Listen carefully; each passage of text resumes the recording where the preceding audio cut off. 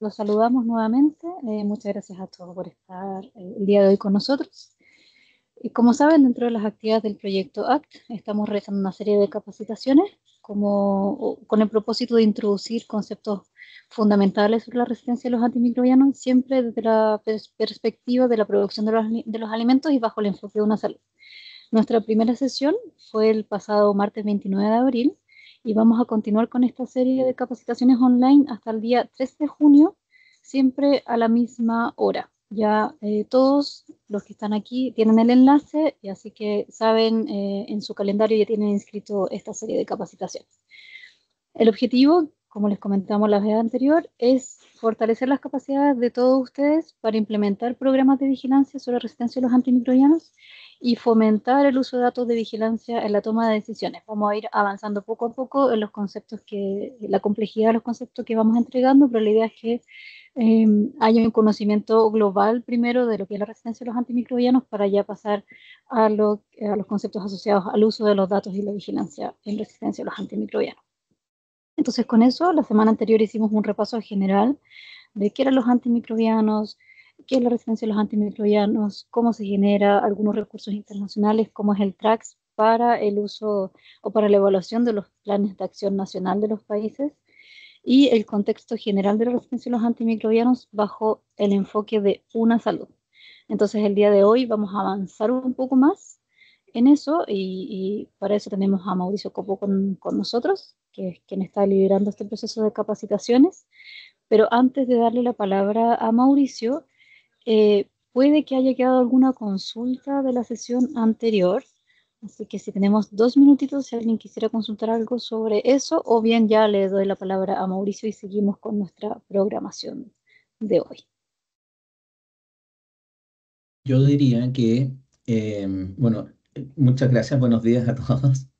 Yo sé que no me diste la palabra todavía, pero iba a decir que si tienen preguntas durante la Sí, sesión, que levanten la manito con el sistema de Teams, levantan la manito y con eso podemos parar, detener, yo no tengo ningún problema en parar y contestamos las preguntas de forma inmediata, o si no, las pueden escribir en el chat y ahí se van acumulando y después al final las respondemos o entre medio Ángeles me va contando si acaso paramos al tiro y respondemos o qué. Pero por favor pongan sus preguntas, levanten sus manos si acaso sale alguna pregunta porque lo que vamos a ver hoy día es bastante más específico en términos de química y bioquímica. sí, yo voy a estar atenta. Si es que alguien levanta su mano, yo interrumpo a Mauricio para ir haciendo las consultas de inmediato. Y parece que no hay nadie que tenga preguntas de la sesión anterior, así que creo que podemos dar paso. Pero antes de eso, por favor acuérdense de mantener sus micrófonos en silencio. Nosotros igual, o yo al menos voy a estar atenta a si se abre algún micrófono para cerrarlo, pero les pido ese favor. Y en lo posible, si cuando hagan una pregunta, si pueden encender su cámara para verlos, para no sentir que estamos frente a una pantalla. Así que, bueno, vamos entonces con esta segunda sesión. Mauricio, te dejo entonces. Ya está. ¿Va con qué? Entonces, chum. ¿Se ve bien? ¿Se ve bien? Sí, se ve bien. Ya, excelente, muchas gracias. Ya, buenos días de nuevo entonces, comenzamos. Mi nombre es Mauricio Copo, yo soy médico veterinario, hice un máster y un doctorado en virología y en microbiología veterinaria hace ya unos años, y soy consultor FAO para el proyecto ACT en Colombia y en Bolivia. Trabajo en el Centro para la Salud Animal del Asia Pacífico en la Universidad de Melbourne y además en el Instituto One Health de la Universidad Andrés Bello en Chile. Y ahí están los datos de mi email. Al final de la presentación hay más datos de contacto por si acaso los necesitan. Y vuelvo a repetir, si necesitan, si quieren hacer preguntas, levanten la manito, las ponen en el chat, no hay ningún problema. En esta sesión nos vamos a meter, como decía recién, en temas mucho más específicos de cómo los antimicrobianos funcionan, cómo las bacterias generan resistencia a los antimicrobianos y finalmente vamos a terminar con un vistazo bien rápido a la clasificación de los antimicrobianos según los sistemas de categorización que existen de la Organización Mundial de la Salud, de la Organización Mundial de Salud Animal y otras categorizaciones que existen y ahí vamos a ver por qué son importantes otras. Y por lo tanto, la sesión de hoy va a ser bastante técnica en términos de química y bioquímica, porque nos vamos a meter de plano, de lleno, en cómo los antimicrobianos funcionan y cómo son capaces de detener el crecimiento de las bacterias o la multiplicación de las bacterias o de frentón matarlas. Como hablamos la semana pasada, los antimicrobianos ocurren en la naturaleza y tenemos distintos antimicrobianos producidos por distintos tipos de microorganismos que pueden ser hongos o bacterias, o hay un grupo especial de microorganismos conocidos como actinomicetos, que producen una cantidad enorme de distintas moléculas que se han utilizado para el tratamiento como antibióticos. Y además hay antimicrobianos sintéticos que incluyen la sulfonamida, las quinolonas, los nitrofuranos. Estas son todas las clases de antimicrobianos que existen y esto lo saqué directamente de la lista de la Organización Mundial de la Salud de antimicrobianos médicamente importantes. Vamos a ver en detalle después en qué consiste esta categorización, pero aquí los tenemos todos o todos los que son importantes en términos médicos. Y aquí tenemos obviamente, a ver, déjame cambiar el puntero. Laser. ¿Dónde está? Pointer options. Aquí. Entonces, tenemos antimicrobianos que son de alta importancia o de mucho uso en animales, como los aminoglicósidos. Tenemos las cefalosporinas de primera y segunda generación, tenemos las quinolonas y las fluoroquinolonas, tenemos cefalosporinas de tercera y cuarta, tenemos glicopéptidos que también se usan bastante, las penicilinas, las tetraciclinas. Entonces, este es como un vistazo general de todo, pero decidí ponerlo porque es una buena referencia para entender mejor cuáles son las clases de antimicrobianos, por si acaso quieren mirarlo rápidamente por algún motivo, y entonces aquí están todas. Los mecanismos de acción de los antimicrobianos se dividen dependiendo de qué es lo que hacen, obviamente. Entonces hay antimicrobianos, y aquí puse este dibujito, este diagrama, que los resume todos, o los resume los más importantes. Y entonces tenemos antimicrobianos que inhiben la síntesis de la pared celular, y ahí hay un error tipográfico, disculpa. Y eso incluye los betalactámicos, los glucopéptidos y los polipéptidos cíclicos como la acitracina.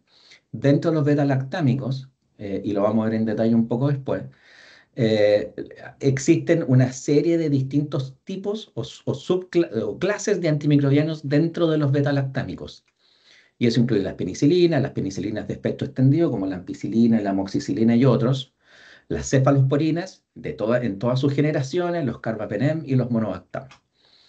Luego tenemos el siguiente grupo de antimicrobianos, que son aquellos que inhiben la síntesis de proteínas, como los aminoglicósidos, las tetraciclinas y los macrólidos, que se usan bastante frecuentemente, y los fenicoles, que se usan bastante frecuentemente en medicina veterinaria también. También para referencia de ustedes, para que sea fácil usar la presentación después, si acaso la quieren usar para algo, en rojo están los antimicrobianos que producen la muerte de las bacterias y por lo tanto se conocen como bactericidas. Y en morado están los antimicrobianos que detienen su multiplicación o las afectan en su crecimiento y por lo tanto no las matan, pero sí las detienen. Y por lo tanto se conocen como bacteriostáticos. El siguiente grupo de antimicrobianos son aquellos que inhiben o alteran el metabolismo de los ácidos nucleicos. Y aquí tenemos las quinolonas y las fluoroquinolonas, los nitroimidazoles como el imidazol y las rifamicinas, también nitrofurano. En el caso de los nitrofuranos, no depende de su concentración, si acaso son bacteriostáticos o bactericidas.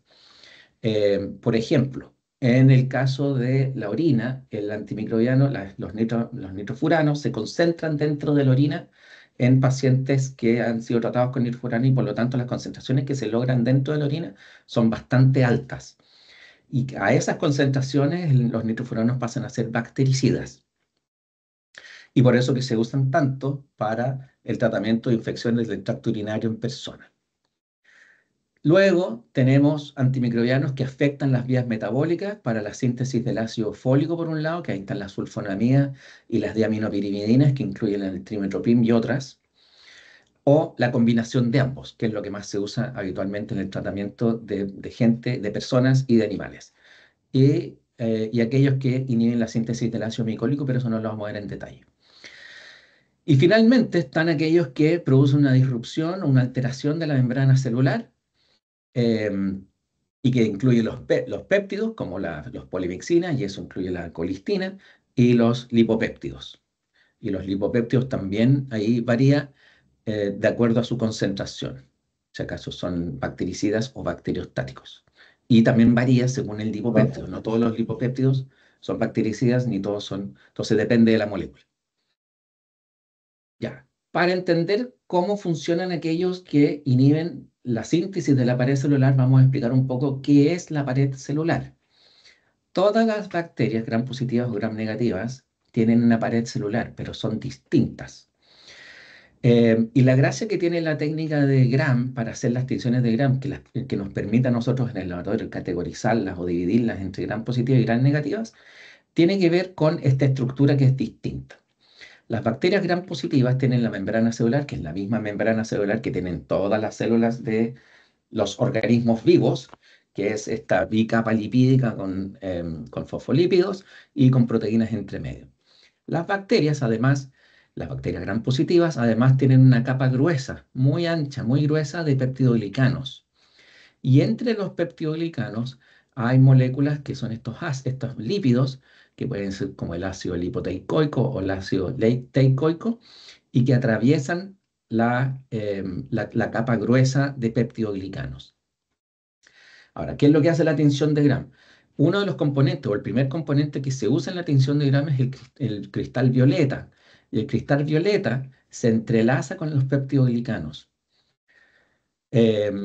Después eso, parte de la tinción, se descolora usando acetona o algún alcohol.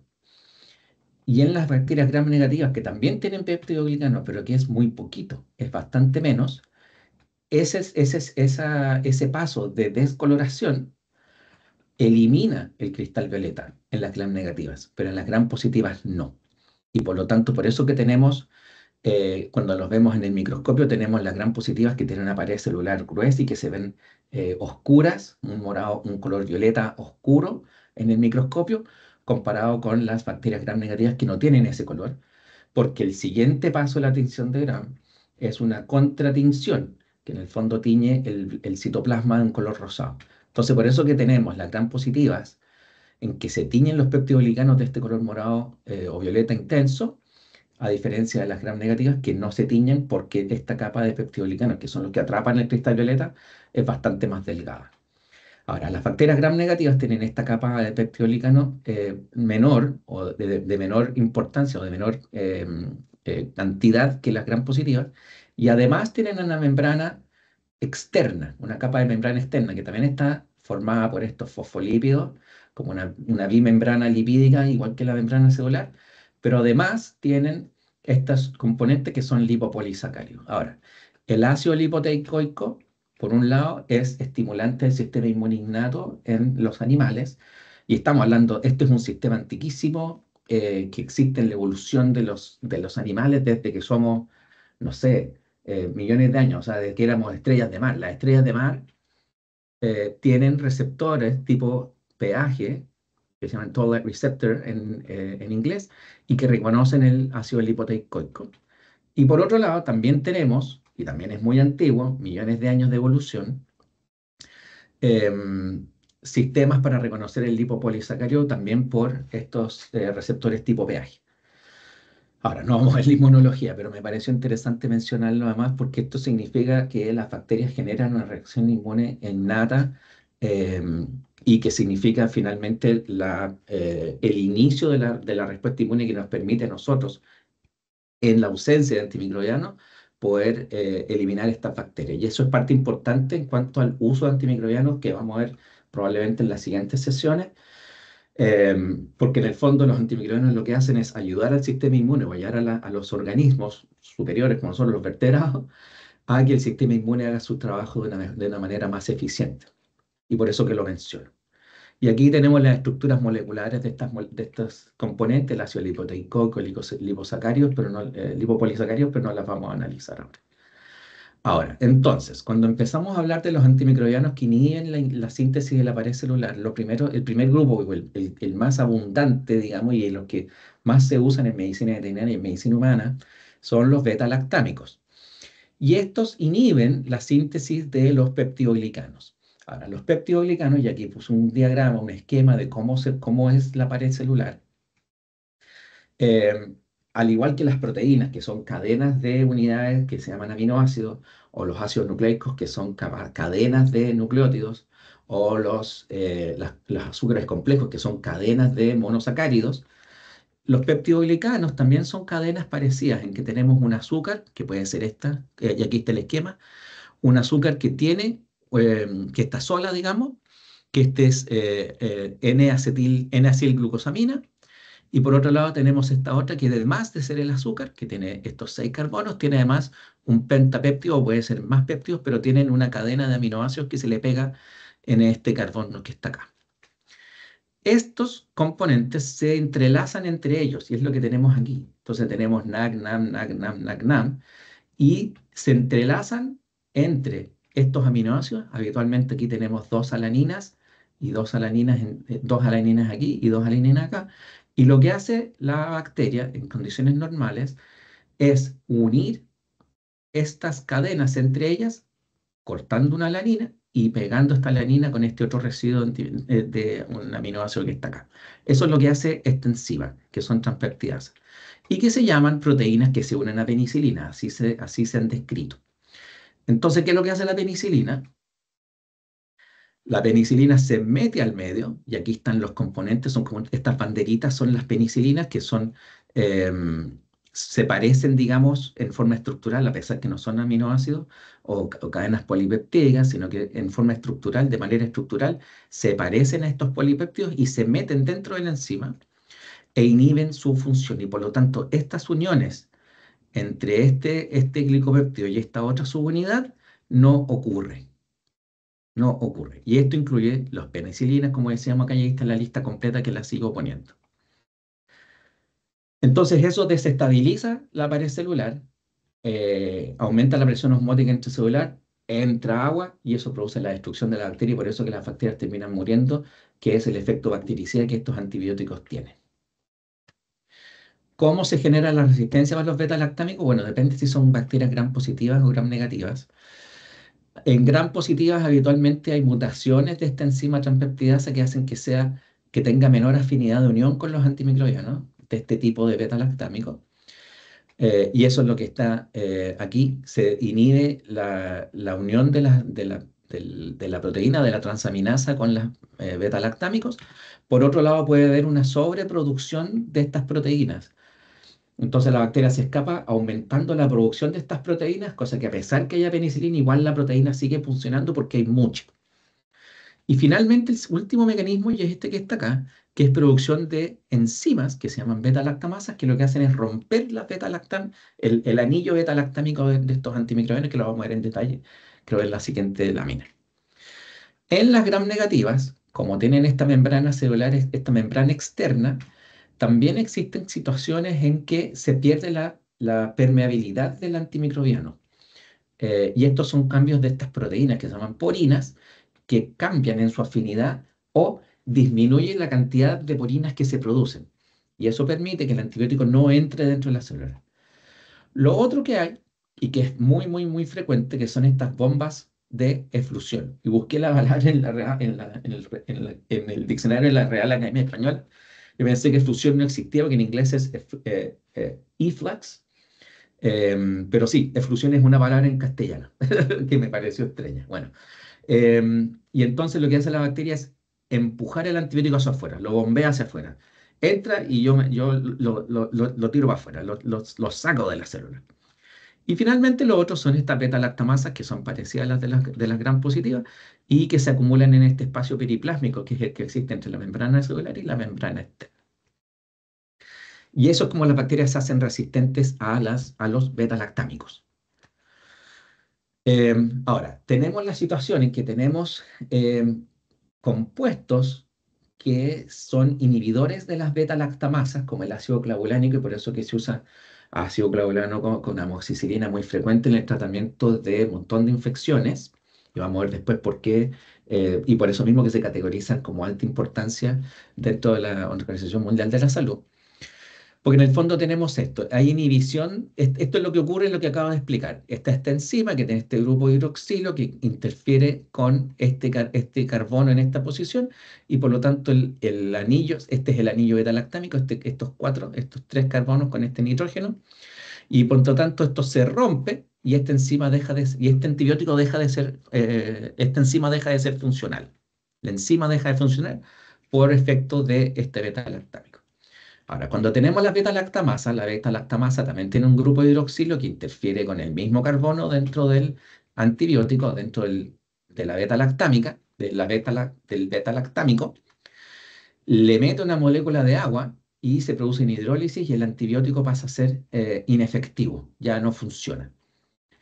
Y finalmente tenemos inactivación de las bacterias de las beta-lactamasas, ya que hay un montón de beta-lactamasas distintas, en que tenemos la beta-lactamasa, que es una enzima, obviamente, le mete el agua, y este que está aquí, es la estructura del ácido clavulánico, como ejemplo. Entonces, ¿qué es lo que hace?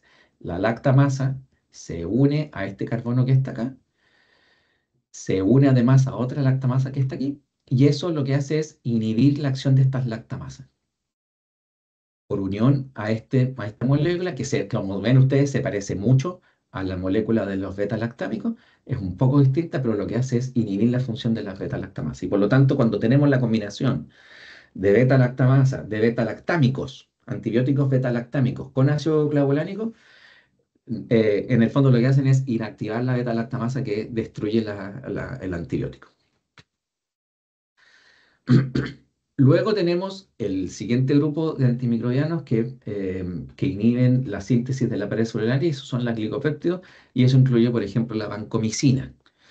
Y esto tiene un efecto distinto porque la vancomicina lo que hace es se une a estas dos alaninas que están en la punta de la molécula de glicopéptido.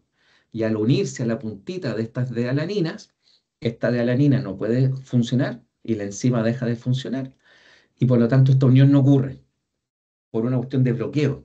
Se mete al medio y ya no puede funcionar la enzima en el fondo. Entonces se une, lo que dice aquí, se une al lípido 2, inhibición de las enzimas encargadas de entrelazar los peptidoglicanos y nuevamente inestabilidad celular, aumenta la presión osmótica, ingreso de agua y destrucción de las células. Entonces, ¿qué es lo que hacen las bacterias para resistir esta acción? Cambian la molécula esta del lípido 2, la cambian. Y por lo tanto, en vez de tener dos alaninas, sustituyen la segunda alanina por otra cosa, que puede ser en este caso lactato, pero también puede ser un aminoácido distinto, como por ejemplo serina. Además, algunas bacterias tienen enzimas que lo que hacen es, además de tener esto, que cambian la puntita, el aminoácido final de este pentapéptido, además lo que hacen es destruir todas ellas que son normales. Entonces se aseguran, por un lado cambian el objetivo y por otro lado se encargan de destruir o inactivar todos estos otros que tienen estas de alanina. Y lo importante además aquí es que hay transferencia de genes en tramposón y vamos a ver después a qué se refiere eso, pero en el fondo estos genes que codifican estas enzimas, que son muchos y que se llaman VAN A, B, C, D, E y hay más, se pueden transferir entre bacterias a través de tramposones o desde el cromosoma a plasmidios y de plasmidios a cromosomas, a través de estas estructuras genéticas móviles que se llaman transposones, que no las vamos a ver en detalle, pero que las vamos a mencionar más tarde. Luego tenemos los antimicrobianos que inhiben la síntesis de proteínas, y aquí vamos a empezar con los aminoglicosios que se usan mucho, gentamicina, neomicina, otros. Y estos aminoglicósidos lo que hacen es unirse con alta afinidad a la subunidad ribosomal 30S. Esto que está aquí, este diagrama, nos muestra o nos está mostrando cómo es que los ribosomas traducen el RNA mensajero que viene del cromosoma a través de un proceso que se llama transcripción. Y en el fondo, entonces, en la transcripción copia una hebra de DNA, o copia ambas hebras, pero copia una normalmente, porque es una sola hebra de ARN mensajero. Transcribe el ADN en ARN, que es como transcribir entre, bueno, da lo mismo, transcribe de ADN a ARN mensajero. Este mensajero viaja por el citoplasma y llega a los ribosomas, y los ribosomas leen ese ARN mensajero y van generando estos polipéptidos, estas proteínas. Los ribosomas son los encargados de producir, de sintetizar las proteínas. Entonces los aminoglicosidos se unen a esta subunidad ribosomal. Los ribosomas están compuestos por una unidad grande, que es la 50S en las bacterias, y 30S, que es la pequeña. Los aminoglicósidos se unen a esta subunidad pequeña y lo que hacen es evitar que el ribosoma vaya incorporando aminoácidos en forma normal. Como vemos aquí, tenemos este ARN de transferencia, y estos ARN de transferencia tienen la molécula de ARN y pegadito ahí hay un aminoácido. Y el ribosoma, al ir leyendo, va incorporando estos ARN de transferencia, y estos ARN de transferencia con el aminoácido van haciendo que el polipéptido se vaya elongando. Y entonces lo que hace los aminoglicósidos es evitar que este proceso enzimático tenga capacidad de, ¿cómo se llama? Proofreading en inglés, que en el fondo es asegurarse que las secuencias son las correctas. Entonces, ¿qué es lo que pasa? El aminoglicósido puede bloquear la iniciación de la traducción, o sea, esta proteína no se forma ni siquiera el primer aminoácido, bloquea la traducción y por lo tanto para esto, y en vez de ser un polipéptido de muchos aminoácidos, queda en la mitad o queda en un cuarto o lo que sea, y por lo tanto queda una proteína incompleta que deja de ser funcional. Y lo otro que hace también es incorporar aminoácidos incorrectos, porque en el fondo lo que hace es afectar la capacidad de la subunidad ribosomal y las enzimas que participan del proceso, de asegurarse que la lectura es correcta. Y por lo tanto, al tener proteínas o inexistentes, o truncas, o con aminoácidos incorrectos, se produce finalmente daño celular que lleva a la muerte de la bacteria. La resistencia a los aminoglicósidos, entonces, ¿qué es lo que hacen las bacterias? Incorporan enzimas, bueno, primero enzimas que modifiquen el antibiótico, que son estas que están aquí en el diagrama, que son parecidas a las beta-lactamasas, que en el fondo modifiquen el antibiótico y le quitan su acción. Ese es un mecanismo. El otro mecanismo es por modificación del ARN ribosomal, y por lo tanto interfiere con el sitio de unión del antibiótico al ribosoma. Entonces, en el fondo, cambio el lugar donde el antibiótico está uniéndose a los ribosomas, y por lo tanto ya no se puede unir. Esa es otra cosa, y eso es habitualmente por mutaciones. Y lo otro son estas bombas de fusión, obviamente. Nuevamente, empujamos el antibiótico hacia afuera. Estas bombas de fusión son tremendamente frecuentes como mecanismos de resistencia, porque son aparentemente un mecanismo fácil que las bacterias tienen para para eliminar los antimicrobianos desde el interior de la célula, y los tiran hacia afuera. Y lo otro también que hay son cambios en la membrana celular para menor permeabilidad, que es lo que también hablábamos con los beta-lactámicos. Ya. Luego tenemos las tetraciclinas. Las tetraciclinas también interfieren con la síntesis de la proteína a través de uniones con, nuevamente, la subunidad ribosomal número 30S. Y lo que hacen las tetraciclinas es evitar que estos ARN de transferencia, que son los que tienen el aminoácido pegado en la puntita, y es lo que hace que los polipéptidos se vayan elongando, esta unión no funciona. Y por lo tanto, se inhibe la síntesis proteica y eso genera daño celular finalmente. Entonces, es un mecanismo que afecta la transcripción, nuevamente, perdón, la traducción del ARN mensajero para producir un polipéptido, pero en vez de afectar directamente las enzimas que producen este proceso, afecta la unión de estos ARN de transferencia. Entonces, levemente distinto. Y la transferencia y la resistencia a las tetraciclinas, el mecanismo más importante probablemente sean las bombas de fusión, y aquí en este diagrama están indicados la cantidad de distintos genes que codifican para estas bombas de fusión. Y como se ven ustedes, son un montón, son 1, 2, 3, 4, 5, 6, estamos hablando de al menos 24 genes distintos que las bacterias pueden adquirir y que codifican estas bombas de fusión que lo que permiten es tirar los antibióticos, las tetraciclinas hacia afuera. El segundo mecanismo es este, que es protección ribosomal, y en el fondo la bacteria produce una proteína que se mete aquí, que se mete dentro del sistema de traducción ribosomal del ARN mensajero en polipéptidos, y por lo tanto inhibe la función de la tetraciclina de esa manera, ya que hay otra serie de genes, montones de genes distintos, TET-M, que es muy famoso y muy prevalente, TET-O, que codifican este tipo de proteínas y también los pueden adquirir las bacterias. Luego tenemos, igual que en el otro caso, cambios en el ribosoma, mutaciones en el ribosoma, y que hacen que la tetraciclina ya no tenga su efectividad, porque ya no pierde la capacidad de juntarse con alta afinidad con el lugar objetivo. Y finalmente, también enzimas que producen la inactivación de la tetraciclina. Este es la estructura de la tetraciclina, y por eso se llama tetra, porque tiene 4 anillos. Y entonces, por un proceso enzimático, el anillo cambia y produce estos productos inactivos. Lo interesante de esto es que cada uno de estos mecanismos está codificado por una serie de genes distintos, y por lo tanto, las bacterias, como son capaces de transferir genes o material genético de una bacteria a otra, entonces estos genes se pueden mover entre distintos organismos, entre distintos individuos de una misma especie, pero también entre individuos de distintas especies. Bueno, también hay cambios en la permeabilidad de las porinas también, así que eso también es otro fenómeno que también es bastante frecuente como mecanismo de resistencia.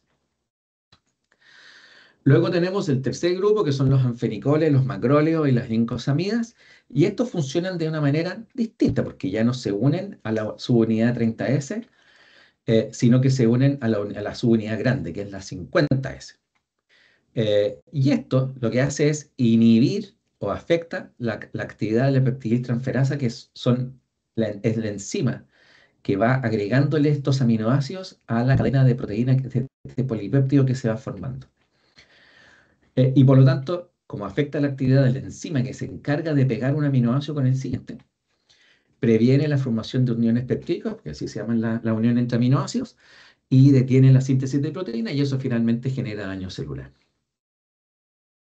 Y la resistencia en este caso depende del antibiótico, porque aquí tenemos 3 clases de antibióticos que son bastante distintas, a pesar que funcionan parecido, pero todos los miembros de estas clases de antimicrobianos pueden inactivarse por reacción enzimática, que es lo que está aquí, modificación enzimática, reducción de la permeabilidad de la membrana celular, por ejemplo, para los anfenicoles. Y en este caso lo que está pasando, por ejemplo, es que la bacteria tiene una regulación a la baja de estas moléculas que son las porinas, que le permiten incorporar los antibióticos hacia el espacio intracelular. Y entonces aquí está identificado como, en vez de tener 3, pasa a tener 1. Bombas de eflusión para todos, nuevamente, mecanismo tremendamente frecuente y muy común, en que tenemos bombas de eflusión que empujan los antibióticos hacia afuera. Tenemos además mutaciones y cambios en los sitios diana, por ejemplo, para los anfenicoles, o metilaciones o cambios dentro de los ribosomas en el RNA ribosomal, para el caso de las macrólidos y lincosamidas. Así que varía, depende del tipo que sea.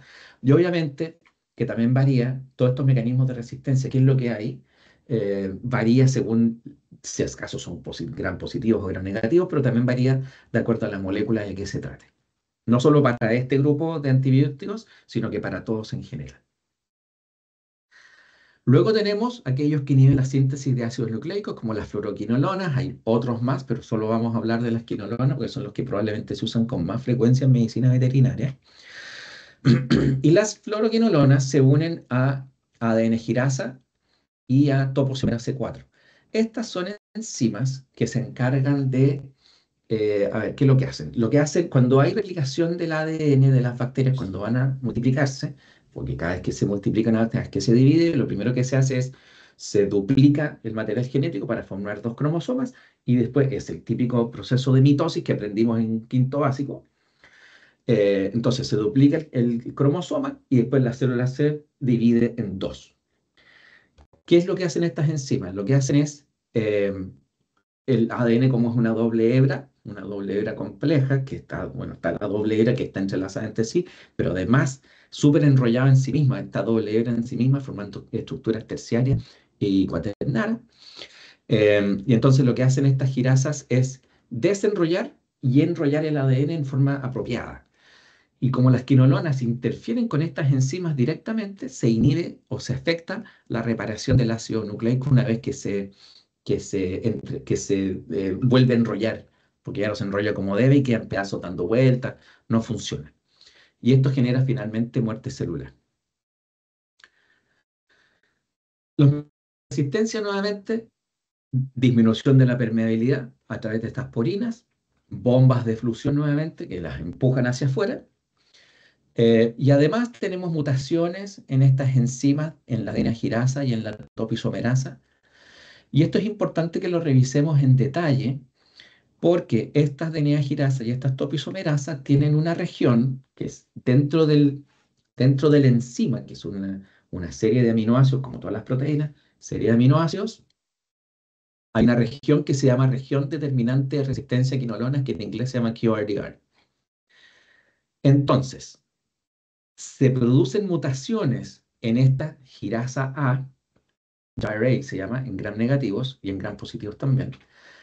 Se produce una mutación inicial en esta molécula y eso les da, por ejemplo, resistencia a un antibiótico dentro de este grupo que se llama ácido nalidíxico. Entonces, una mutación resulta en resistencia al ácido nalidíxico.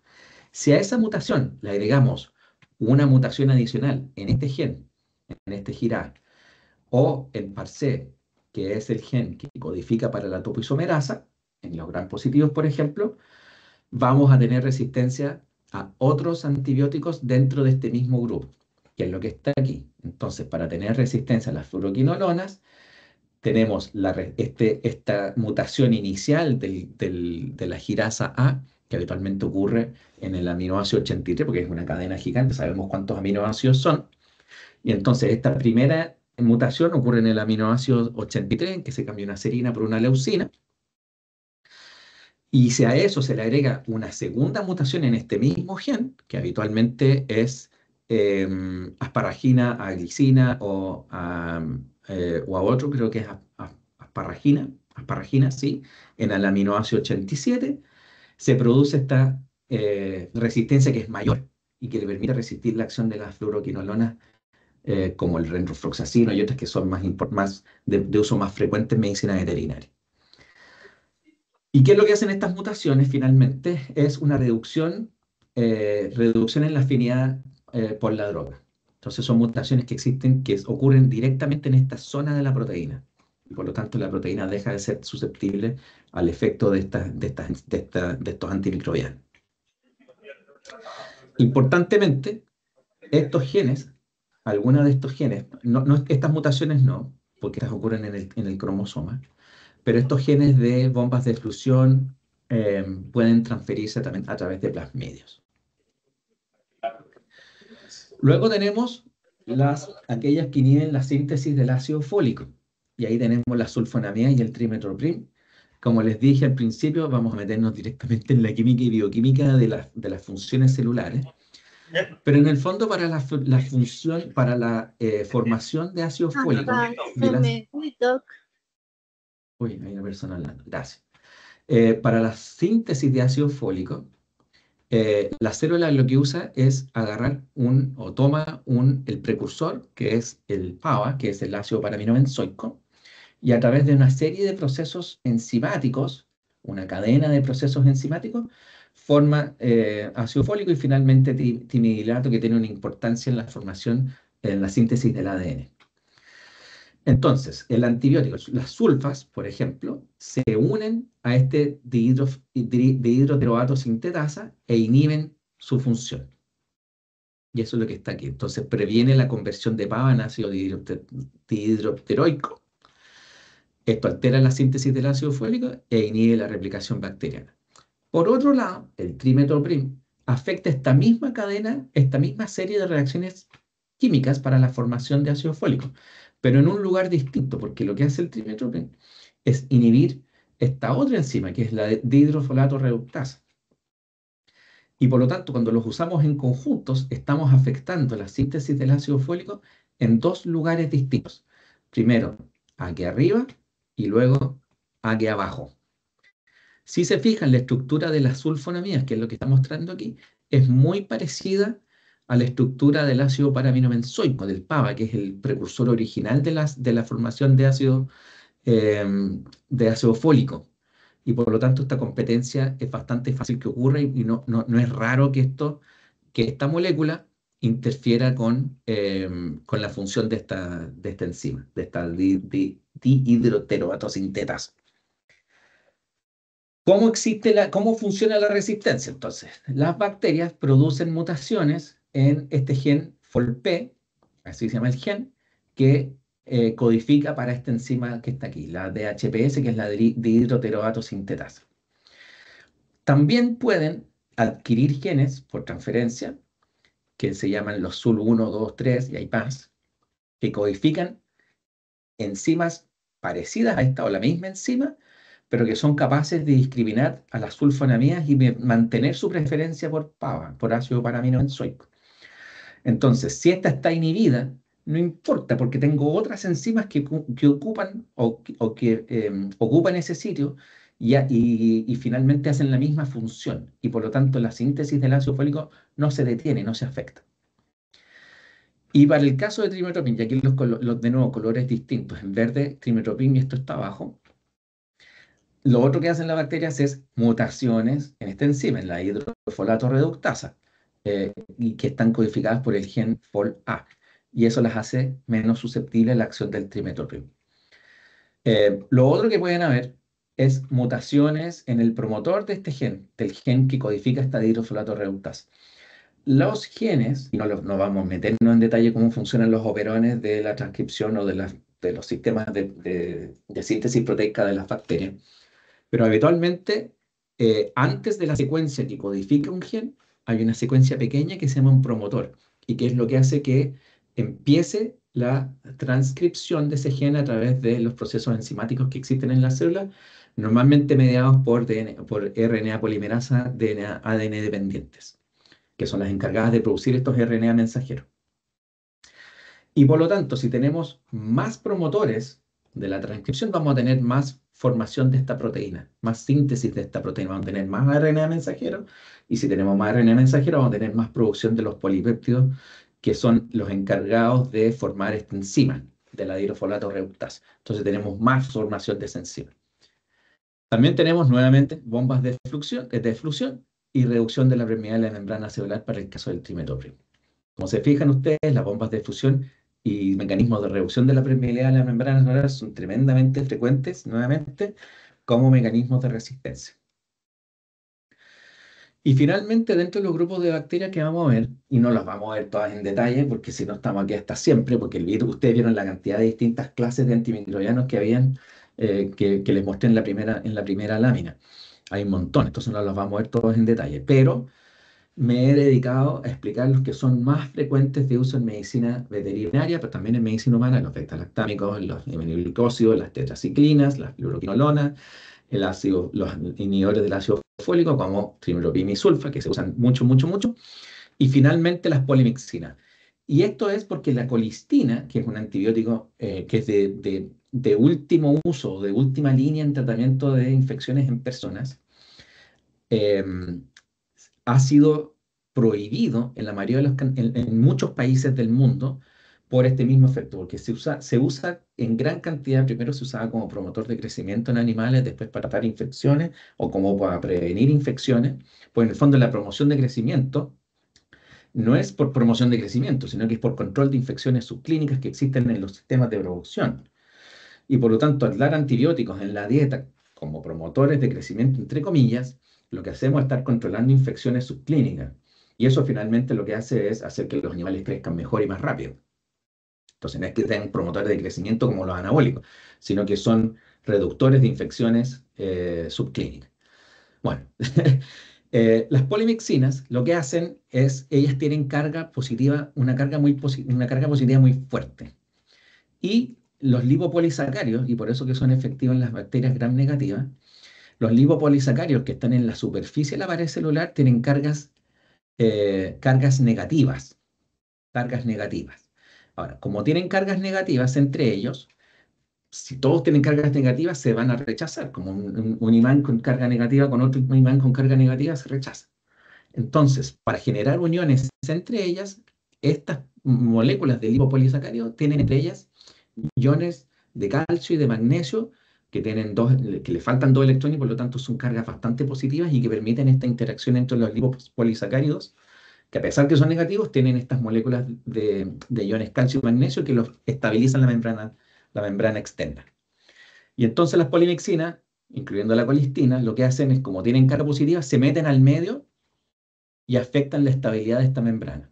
Y por lo tanto se producen poros o fallas en la membrana externa, aumenta la permeabilidad y lo que pasa entonces es que hay un escape y esta flecha gris que está aquí indica el escape de componentes intracelulares y eso finalmente termina en la alteración de procesos celulares esenciales. Ahora, los mecanismos de resistencia. Entonces, ¿qué es lo que hacen las bacterias? Modifican los lípidos que componen el lipopolisacárido, en este caso el lípido A, y le agregan grupos catiónicos o los hacen más positivos. Y por lo tanto, al hacerlos los más positivos, disminuye la afinidad de los glicopéptidos que tienen carga positiva también por estos lipopolisacáridos. Lo otro que hay es incorporación de genes MSR que en el mundo se descubrieron bueno, creo que lo expliqué la semana pasada, pero a principios de siglo, digamos, o principios de la segunda década del siglo, o sea, la década pasada, se descubrieron estos genes de resistencia a la colistina que son móviles y que están dentro de plasmidios. Y estas enzimas lo que hacen es modificar el lípido A y lo hacen más estable. Entonces, estos son los genes MSR que inicialmente se describió uno, que es el MSR1, pero ahora tenemos hasta 10. Hay 10 genes distintos que hacen una función parecida, pero en el fondo lo que hacen son enzimas que modifican el lípido A y que los hacen menos susceptibles a la acción de las polimixinas o de la colistina. Otro mecanismo que existe es esto, que son las bombas de fusión, nuevamente. Y hay otros sistemas que son menos importantes, pero que dependen de cada bacteria, como mutaciones en los sistemas de regulación, que es lo que les decía antes, como los promotores los promotores de las enzimas de la tetrahidrofolato reductasa. Entonces aumenta el productor y aumenta la producción, por ejemplo, o disminuye la producción de ciertas proteínas que son importantes en la síntesis lipopolisacárido. Y en otros casos también existe pérdida de genes que participan en la síntesis lipopolisacárido. Importantemente, y es importante recalcar que estos genes MSR, genes móviles de resistencia a colistina, están en plasmidios y por lo tanto, como las bacterias pueden transferir material genético entre unas y otras, entonces esto ha sido importante porque estos son genes de resistencia móviles que se mueven entre bacterias, individuos de la misma población, de la misma especie o entre individuos de distintas especies. Entonces, hemos revisado los mecanismos de acción de los distintos antimicrobianos, no los hemos visto en detalles porque esto es como dijimos recién, son los fundamentos de cómo funcionan los antimicrobianos, pero aquí tenemos los que inhiben la síntesis de pared, como los beta-lactámicos, glicopéptidos, bacitracina, que se usa bastante también en el tratamiento de, por ejemplo, en aves, en el tratamiento de clostridiosis, de enteritis necrótica. Por otro lado, también tenemos aquellos que inhiben la síntesis del ácido fólico, del folato, como la sulfonamida o el trimetoprim, y aquí está la explicación del PAB, entonces interfiere con la dihidrofolato, la teroato dihidroterofolato, y con la tetrahidrofolato reductasa. Por otro lado, tenemos afectan la síntesis de proteínas a través de interacciones con la subunidad 30S o la 50S, y aquí está la lista completa. Hay otras que no las revisamos hoy que inhiben la síntesis de ARN, como las ansamicinas. Luego tenemos las que afectan las funciones de la DNA girasa, que los vimos recién, con la girasa A o la toposimerasa 4, y otras como la rifampicina, que casi no se usa en medicina veterinaria, se usa poco, se usa principalmente en equinos, por ejemplo, para el tratamiento de Rodococcus, que es una infección respiratoria tremendamente nociva en potrillos. Y entonces se usa una combinación de rifampicina con otros antimicrobianos, pero en general no se usa mucho, o no debiera usarse en realidad porque es de alta importancia. Y finalmente los mecanismos de resistencia, a modo de resumen, Mauricio, tremendamente común. Sí, dígame. perdón, no te interrumpo. Aquí hay una pregunta. ¿Quién? No sé el nombre, dice CTV, CTV. que no sé quién es. Hola, hola. Hola. ¿Quién Caro, es? Carolina, sí. Soy yo, Carolina. Carolina. ¿Cómo está? Sí, Dígame. aquí con una inquietud. Antes de que continúe, cuando estaba mencionando acerca de la colistina en específico, Sí. no sé si es posible o tal vez posteriormente lo va a profundizar en cuanto a por qué es tan alarmante cuando nos decía en la sesión anterior, de la anterior semana, en cuanto a los antecedentes en la identificación de las investigaciones de resistencia y en el caso específico del gen MCR identificado en la carne de cerdo Sí. para el tema de la colistina. Sí. ¿Por qué nos alarma tanto? Justo que ahora estaba con esa diapositiva. Si nos podría ampliar un poquito más esa información. Ya, lo vamos a ver en la siguiente lámina. Creo que ahí está. Ah, ya, Pero en el fondo buenísimo. es porque Bien, son bien. antibióticos debido a la categorización de los antibióticos. Vamos a volver entonces. Vamos a seguir, dame un poquito, dame unos minutos y yo creo que la respondemos en la siguiente lámina o en la subsiguiente. Pero en el fondo, debido a la categorización de los antimicrobianos, de acuerdo a la Organización Mundial de la Salud, la colistina es un antibiótico de importancia crítica y por lo tanto, y es última línea de tratamiento en infecciones humanas, en infecciones humanas de alta gravedad. Y por lo tanto, el hecho que haya resistencia contra la colistina y que además sea móvil, porque está codificada dentro de genes que están dentro de plasmidios, el hecho de que sea móvil entonces la hace tremendamente fácil de transferir resistencia entre, es lo que decía recién, entre distintas bacterias. Y por lo tanto, eso es muy preocupante. Y por eso que también hay preocupación, por ejemplo, con beta-lactamasas de espectro extendido, que también se codifican algunas en plasmidio, que pueden transferirse de bacterias a bacterias. Y por eso que se hace vigilancia del agua, por ejemplo, o de la carne, o de distintas, de las beta-lactamasas de espectro extendido en distintos lugares, porque se pueden transferir entre organismos, entre microorganismos. Y lo mismo pasa con estos genes móviles de colistina. Entonces es una inquietud o es un problema de salud pública. Y entonces lo que se trata de hacer con los sistemas de vigilancia de la resistencia a los antimicrobianos para buscar resistencia a colistina es ver o hacer un análisis de riesgo en el fondo de cuáles son los riesgos para salud pública. Que creo que en Colombia hicieron un análisis de riesgo para colistina y finalmente ese análisis de riesgo terminó en la prohibición del uso de colistina en medicina veterinaria o en animales. A ver si nuestros colegas de Colombia después nos pueden comentar. Entonces, mecanismos de resistencia, bombas de eflusión, enzimas que cambian enzimas que cambian el antibiótico, cambios en la regulación de las porinas o disminución de la permeabilidad. ¿Qué más tengo? Cambios en el sitio de acción y en algunos casos proteínas de protección, como en el caso de las tetraciclinas. Ya. No sé si respondí mi pregunta, pero yo creo que la vamos a ver en detalle un poquito más adelante, Carolina. Ya. Hola, hola, hola. Sí, dígame. Antes de pasar esta diapositiva en cuanto a mecanismo de resistencia, ahí Sí. necesito una aclaración acerca del uso que se le da a la información generada en cuanto a mecanismos de resistencia. Sabemos que es fundamental este tipo de información cuando se van a establecer tratamientos como tal. Sin embargo, para cuando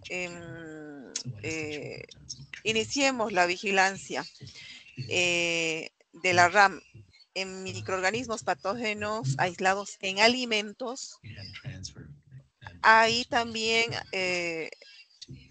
asumimos que vamos a investigar el tema de los mecanismos de resistencia, pero la utilidad que se va a generar o la utilidad de esta información generada ¿es la misma o cuál sería la diferencia? Tomando en cuenta que en el caso de la vigilancia de RAM en microorganismos patógenos aislados en alimentos, no tiene esa visión o el propósito de poder implementar un tratamiento. No sé si me entendió. Buena pregunta. Sí, creo que entendí.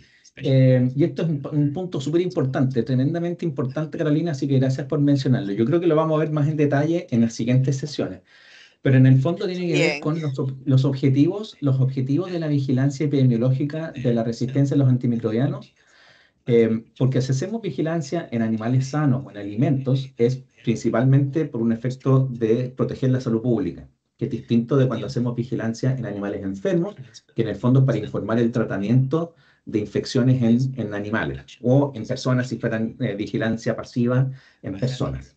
Entonces son efectos distintos. Pero sí lo que hace la vigilancia activa o la vigilancia de la RAM en alimentos, por ejemplo, es indicarnos qué patrones de resistencia existen en las poblaciones bacterianas. Y esta puede ser los típicos, que son Escherichia coli, Salmonella, Campylobacter, que tienen importancia zoonótica de transmisión en la cadena alimenticia.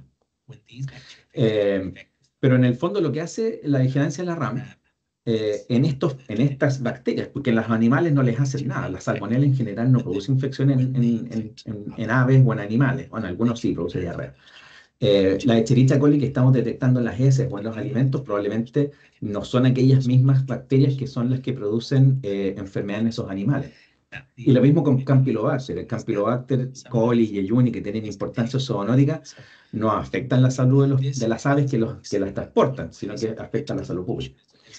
Pero lo que hace la vigilancia de la resistencia es decirnos qué tipo de resistencia tienen esas bacterias y por lo tanto es una aproximación a saber a qué antibióticos o a qué antimicrobianos esas bacterias han sido expuestas durante su vida, de esos pollos o de esas carnes o de eso que estamos analizando.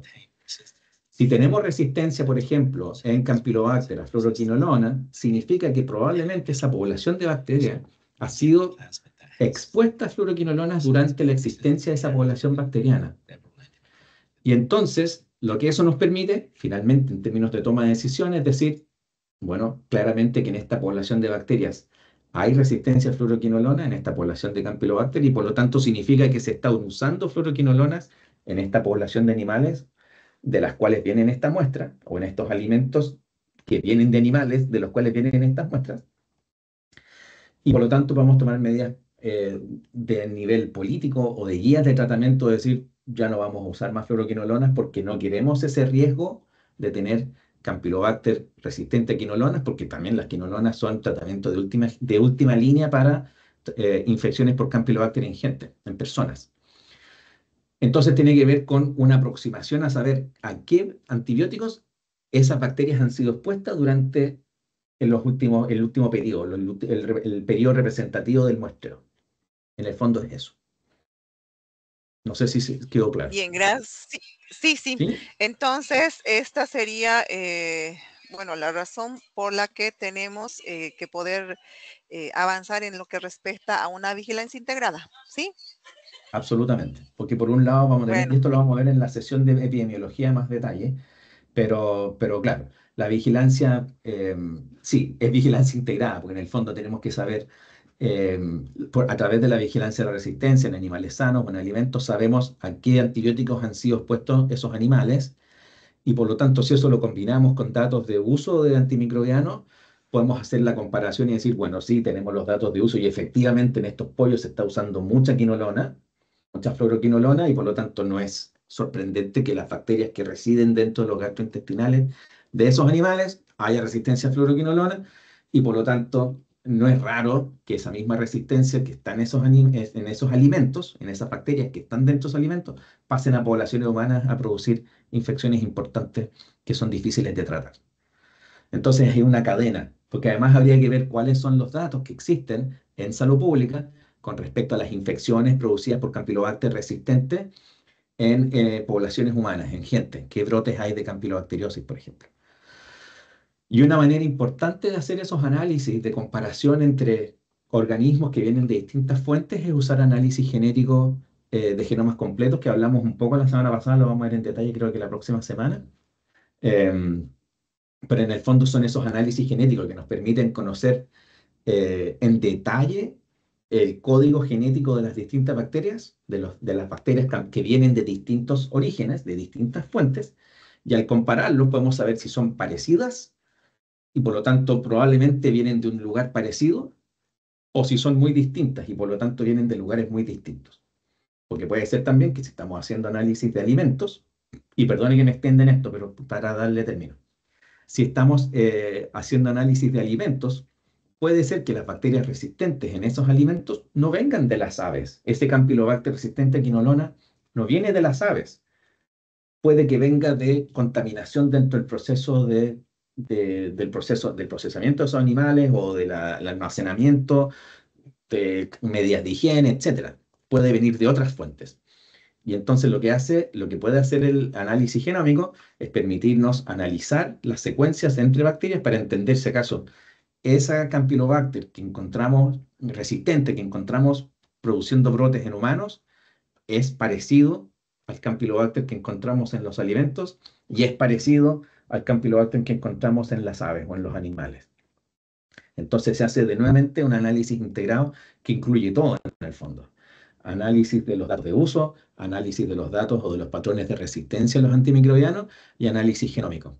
Y con eso tenemos un panorama completo que nos permite hacer un diagnóstico de la situación para poder tomar medidas, ya sea cambiando políticas, por ejemplo, cambiando procesos dentro de las plantas de procesamiento, políticas de registro o de uso de antimicrobianos, y además nos permite cambiar los sistemas de vigilancia de la resistencia a los antimicrobianos para hacer vigilancia más dirigida, por ejemplo, como toma de decisiones. Y por otro lado, esa información también nos permite hacer cambios en las prácticas. O sea, no solamente a nivel político de registro o de prohibiciones o lo que sea, porque a lo mejor algunos antibióticos no los podemos prohibir porque son de importancia y no tenemos alternativas. Y por lo tanto tiene que ver con guías de tratamiento, cómo usamos los antibióticos y con uso juicioso, que en inglés le llaman antimicrobial stewardship, que en el fondo es protección de los antimicrobianos.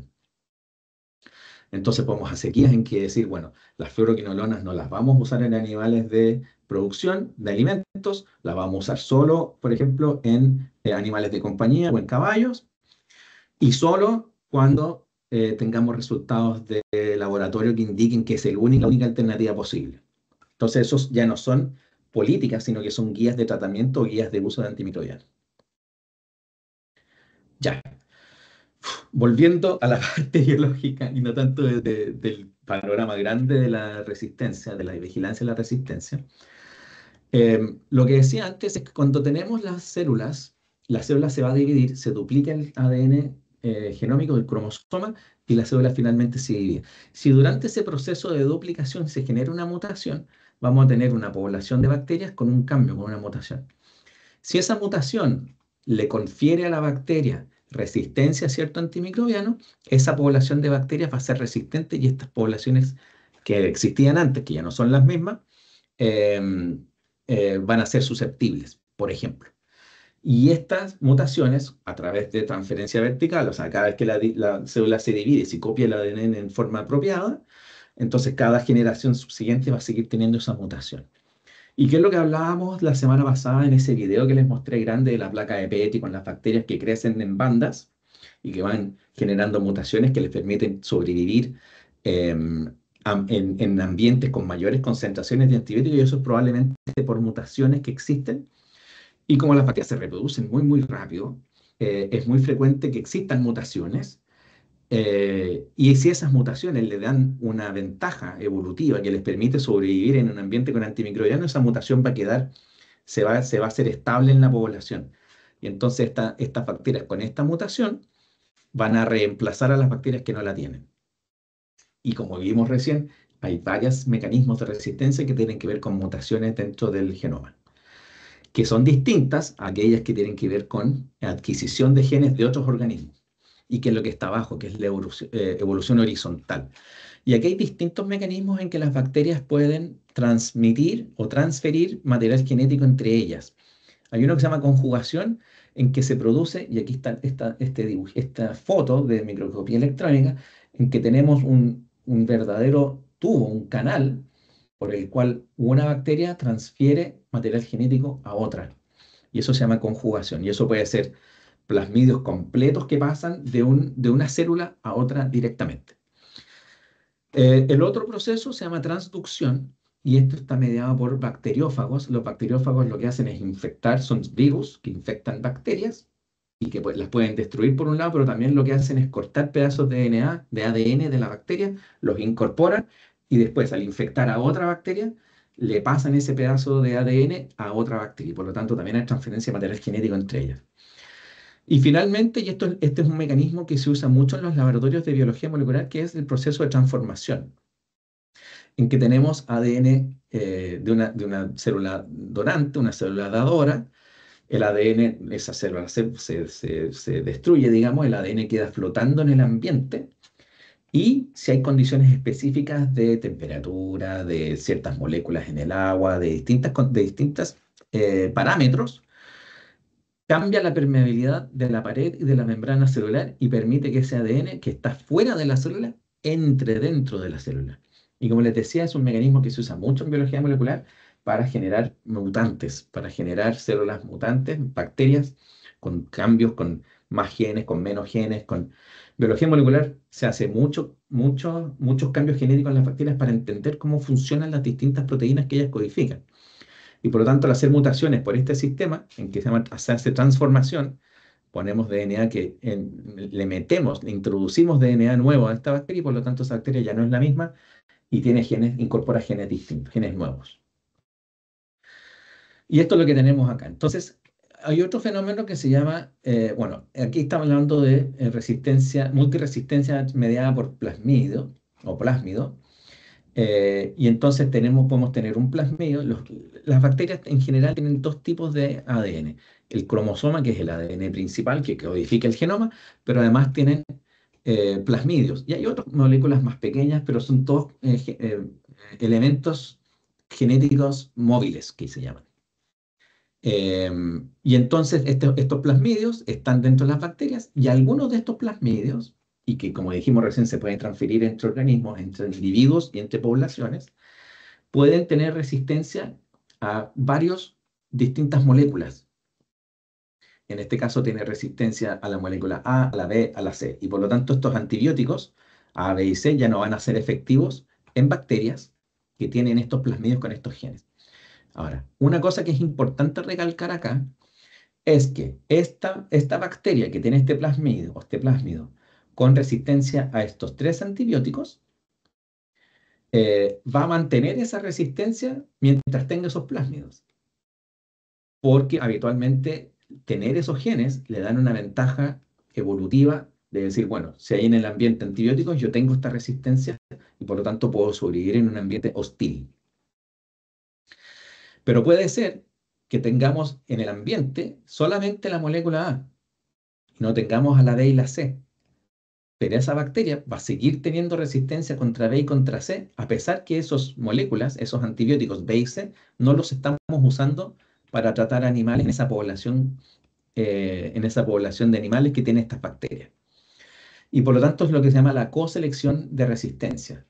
Entonces, cuando hacemos políticas, por ejemplo, o cambios en las prácticas de uso de antimicrobianos, en que decimos, bueno, ¿sabe qué? Pongámosle que este de aquí está aquí es resistencia a colistina, resistencia a colistina. Vamos a dejar de usar colistina. Ya, perfecto, no se usa más colistina. Pero como dentro del mismo plásmido también hay resistencia a aminoglicósidos y también a tetraciclina, por ejemplo, si usamos tetraciclinas en esa población de animales, este plasmidio se va a mantener porque le da una ventaja evolutiva, porque estamos tratando con ese antibiótico, por lo tanto la bacteria lo mantiene ese plásmido y ese gen porque le sirve de algo, pero además va a mantener estos otros genes, a pesar que esos antibióticos no se están usando. Y por lo tanto, muchas veces lo que se ve es que a pesar que hay disminución de uso de ciertos antimicrobianos o prohibición de Frentón, si hacemos el análisis de las bacterias, estas todavía tienen resistencia mucho tiempo después que se cambiaron esas prácticas o que se implementaron esas prohibiciones. Ya, entonces, vamos a ver ahora las clasificaciones. No sé cómo voy de tiempo. Ya, clases de antimicrobianos y su clasificación según la OMS. La Organización Mundial de la Salud, y nuevamente debo recalcar que las portadas de estas guías, si ustedes le hacen clic en la presentación que vamos a compartir como PDF, los lleva directamente al enlace de estas guías dentro de la Organización Mundial de la Salud. Desgraciadamente no pude encontrar, esta es la lista de antibióticos médicamente importantes, cambió de nombre porque eran críticamente importantes, ahora son médicamente importantes. Y esta es la última versión que salió el año pasado, pero no he encontrado la versión en castellano, así que desgraciadamente se las comparto en inglés. Y vamos a ver en detalle después a qué se refiere. Y la otra clasificación que tiene la OMS, que no es una clasificación, sino que es más bien una guía de cómo usar antibióticos, y en qué han clasificado a los antibióticos en 3 categorías. Y por eso se llama AWARE del inglés, porque son acceso, precaución y reserva. En inglés el precaución se cambia por watch, que en el fondo es tener ojo, mirar, y finalmente reserva. Entonces, accesos son los que se pueden usar para infecciones en la comunidad, infecciones sin importancia, primera línea de tratamiento. Luego los precaución son aquellos en que mejor no usarlo tanto porque son de más importancia y porque tenemos capacidades limitadas de usar esos antibióticos para tratar infecciones severas o importantes. Y finalmente reserva, que son aquellos que sabe que mejor no los usemos en forma rutinaria, sino que los usamos solamente, por ejemplo, en casos de infecciones intrahospitalarias, en unidades de tratamiento crítico, en las UTI o en las UCI. Unidades de cuidado crítico de sí, unidades de cuidado crítico. Unidades de cuidado crítico, UCC, ¿no? Unidades de tratamiento intensivo, de cuidado intensivo, eso. Unidades de tratamiento y cuidado intensivo. Entonces, estos reservas son efectivamente reservarlos, no los usemos aparte. Ya. Entonces, esta nueva clasificación incluye categorías nuevas que antes no existían, como la categoría de antibióticos autorizados solamente para el uso en animales o los antibióticos o antimicrobianos autorizados solo para el uso en personas. La clasificación intermedia sigue siendo la misma, en que tenemos antibióticos de importancia, de alta importancia, de importancia crítica y de importancia crítica de alta prioridad, que es lo mismo que teníamos antes. Ahora, obviamente que a mí no me gusta mucho esta clasificación porque es difícil entender de buenas a primeras a qué se refiere en términos de la graduación de la importancia. Porque en el fondo, con el ánimo de transmitir que todos los antibióticos son importantes, el antibiótico menos importante es importante. Entonces, en otros países, en Australia, en Canadá y lo que vamos a ver después, se han categorizado en baja importancia, importancia media, importancia alta, para hacer más fácil esta diferenciación entre antibióticos, sobre todo para gente que no son especialistas. Ya, entonces, ¿cómo se clasifican? Hay distintos criterios. Este es el árbol de decisión de por qué los antibióticos se pueden clasificar en las distintas categorías. No creo que sea necesario verlo en detalle, pero en el fondo los criterios son: clase de antimicrobianos que constituye uno de los pocos y el único tratamiento disponible para tratar infecciones graves en humanos, criterio 1. Y criterio 2, utilizados para tratar infecciones humanas causadas por bacterias que pueden ser transmitidas desde fuentes no humanas o bacterias que pueden adquirir genes de resistencia a partir de fuentes no humanas, que es lo que hablábamos recién, esas transferencias de genes desde fuentes que no son gente. Y por lo tanto, si no cumple el criterio 1 ni el criterio 2, es importante. Si tiene uno de los dos, criterio 1 o criterio 2, es altamente importante. Y si tiene los dos, pasa a ser de importancia crítica o de importancia crítica de altísima prioridad. Y esta categorización entre ambos de esos tiene que ver con clases que tienen al menos un antibiótico que está en la lista de medicinas esenciales de la Organización Mundial de la Salud y clasificado como precaución o reserva en la lista AWARE. Ese es el factor de priorización 1. Y el factor de priorización 2 es para bacterias resistentes o que tienen genes de resistencia desde fuentes no humanas. Y por lo tanto, eso lo hace de alta prioridad. Entonces pasa a ser esto, HPSI. Si cumple uno de estos o ninguno, es de importancia crítica. Pero si cumple ambos, es de prioridad altísima, de altísima prioridad. Y esta es la tabla que los categoriza. Entonces tenemos por este lado los antibióticos, los antimicrobianos que son no autorizados para uso en humanos y solo importantes en medicina veterinaria. Y aquí incluye, por ejemplo, antimicrobianos que se usan para el tratamiento de coccidias, como los ionóforos o los arsénicos y algunas otras cosas. Y de ahí tenemos, por otro lado, los que están autorizados solo para uso en humanos. Y aquí tenemos algunos tipos específicos de aminoglicósidos, tenemos los carbapenem, tenemos cefalosporinas de tercera, cuarta y quinta generación específicas, tenemos algunos glicopéptidos o lipopolipéptidos y glicilciclinas que son la última etapa en el desarrollo de las tetraciclinas y que se han generado para bacterias que son resistentes a tetraciclinas. O sea, esta es la última línea de tetraciclinas. Entonces, estos antibióticos son solo para uso humano y no debieron usarse nunca para uso para animales. Y está clara la delimitación. Eso. Y en aquellos que están autorizados para uso en animales y en humanos, está esta categorización que es la que vimos recién, en que tenemos antibióticos de altísima importancia crítica, que incluyen las cefalosporinas de tercera y cuarta, las quinolonas, las polimixinas como la colistina, que volviendo a lo que preguntaba Carolina hace unos minutos, y derivados del ácido fosfónico. De ahí tenemos de importancia crítica, pero ya no de altísima prioridad, como las aminoglicosidos y los mangrólidos, de alta importancia, como los fenicoles, las cefalosporinas de primera y segunda, tetraciclina, penicilina. Aquí está la mayoría de los antibióticos que usamos habitualmente en medicina veterinaria.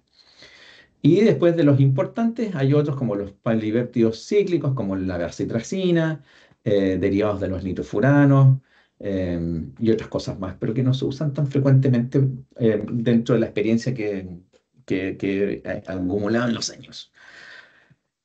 Ya. Si se fijan, esta tabla es la misma que puse en la lámina número 2 de esta presentación, solo que esta además incluye la categorización. Aquí están los distintos que habíamos hablado recién.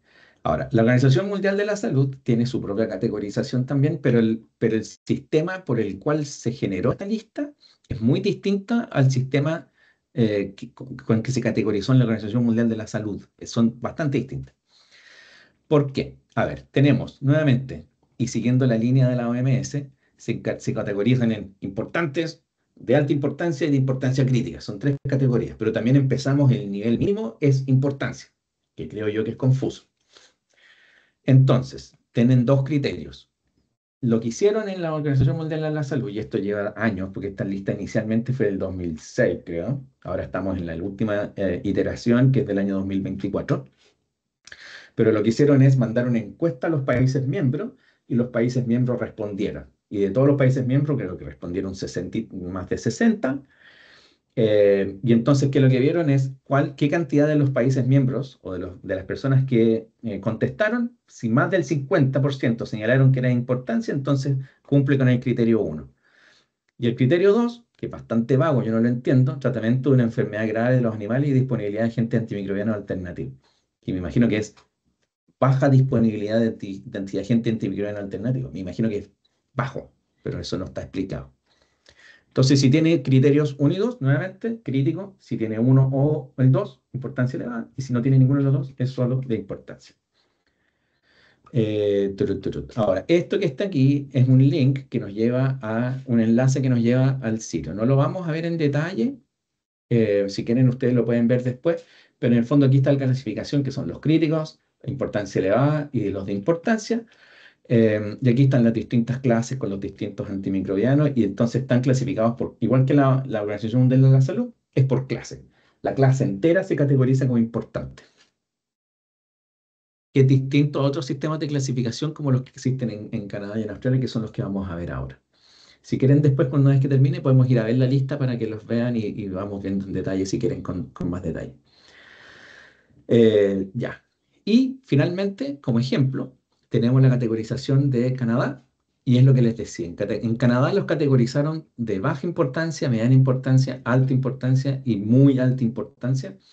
Y aquí están los criterios, que si acaso son, si es la opción preferida para infecciones humanas serias. Si la respuesta es sí, entonces pasa a ser de las categorías más importantes. Si la respuesta es no, entonces de las dos más bajas. Y lo otro que tiene que ver con si existen alternativas para el tratamiento de las personas. Si no hay alternativa, entonces pasa a ser alta importancia y tenemos que proteger ese antimicrobiano, comparado con los de alta importancia en que no, o los de mediana y baja importancia que puede ser no o sí, dependiendo de la clase. Y aquí entonces los de alta importancia nuevamente volvemos a tener coincidencia con la Organización Mundial de la Salud, en que tenemos los carbapenem, tenemos los monovactam, y además tenemos las penicilinas con inhibidores de beta-lactamasa, que es lo que hablábamos antes, las amoxicilinas con ácido clavulánico u otras combinaciones. Las polimixinas también, muy alta importancia. De nuevo, no la vamos a ver en detalle, pero están los links, los enlaces asociados a la presentación. La lista que se hizo en Australia es más simple, tiene baja importancia, mediana importancia y alta importancia, y aquí están los criterios, y dice hay un número razonable de alternativas antibacteriales en distintas clases disponibles para el tratamiento o la prevención de la mayoría de las infecciones humanas, incluso cuando hay resistencia a los antimicrobianos. Entonces hay varias cosas para usar, dependiendo de la bacteria y de la situación, de la condición que se está tratando. De mediana importancia es cuando hay algunas alternativas antibacteriales en distintas clases, pero menos que aquellas para los que tienen importancia baja. Y los de importancia alta son antimicrobianos esenciales para el tratamiento de infecciones humanas donde hay muy pocas o no hay alternativas terapéuticas. Y estos son lo que ahí en la clasificación dicen, son antibióticos de última línea o es lo último que se puede usar. Si tenemos resistencia a esto ya no estamos fritos, no hay cómo tratar esas infecciones. Y aquí les muestro de nuevo como ejemplo, aquí la clasificación en Australia no se hizo por clase, sino que se hizo por molécula. Entonces, dentro de la misma clase de los aminoglicósidos, por ejemplo, tenemos antibióticos que son de baja importancia, como la neomicina y la framicetina,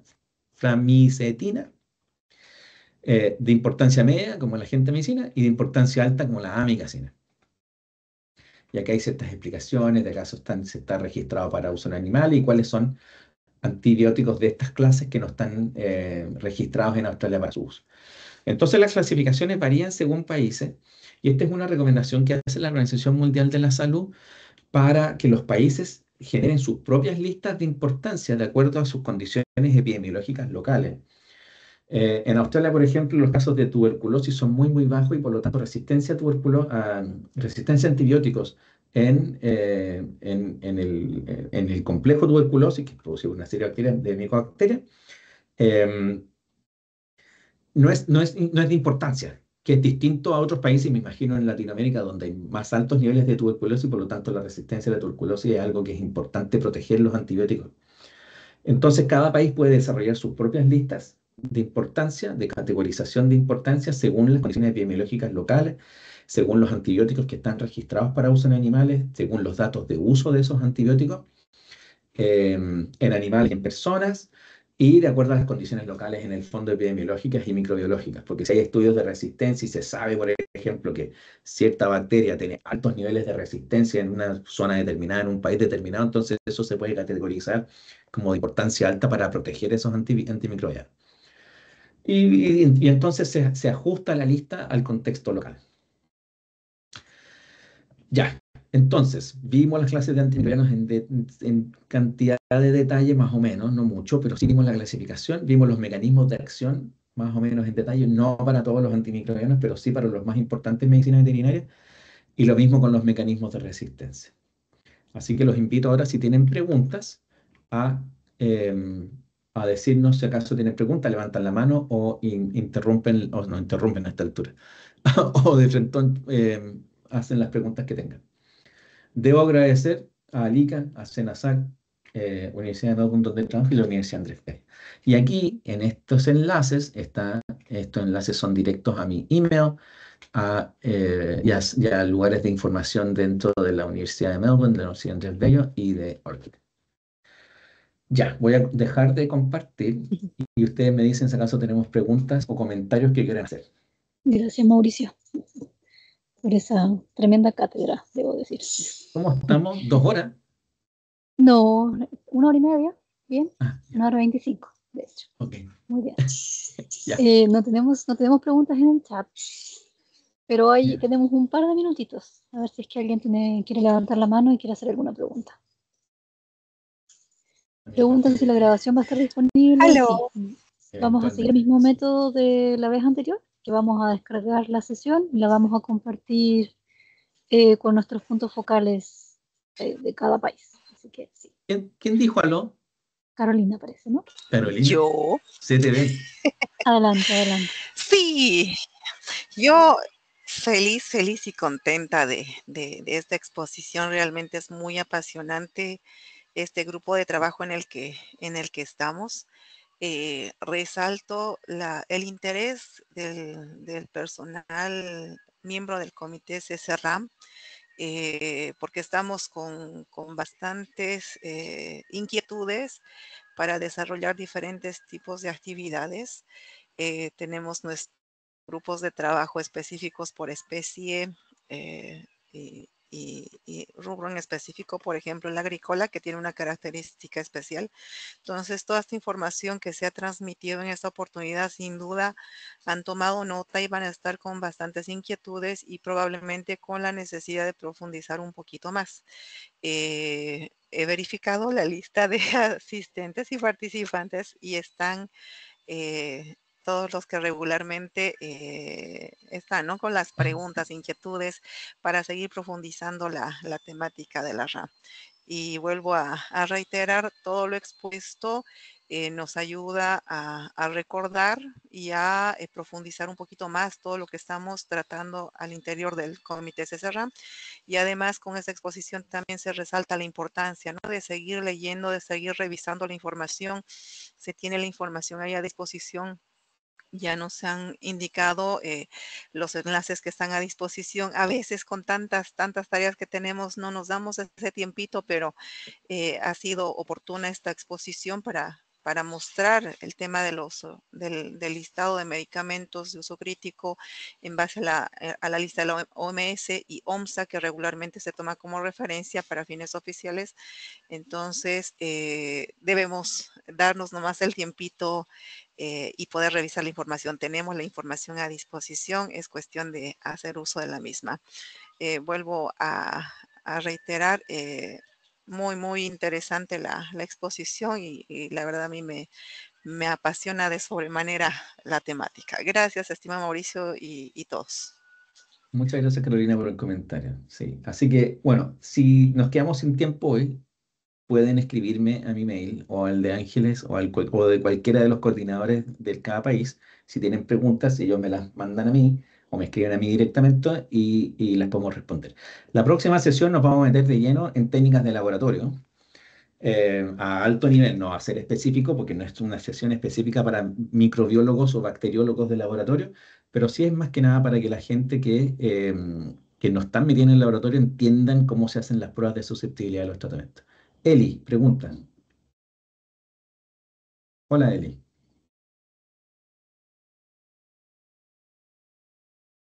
Tiene la mano arriba, Eli. Sí, no la escuchamos. No sé si no la escuchamos o está hablando. Sí, Es que no tiene micrófono encendido, pero no se tiene el micrófono escucha. encendido, pero no la oímos. No te oímos, Sí. Eli. Es como las sesiones de espiritismo. O si quiere puede escribir en el chat. Si quieres, puedes escribir en el chat. Sí, esa es buena idea. No sé. No sabemos.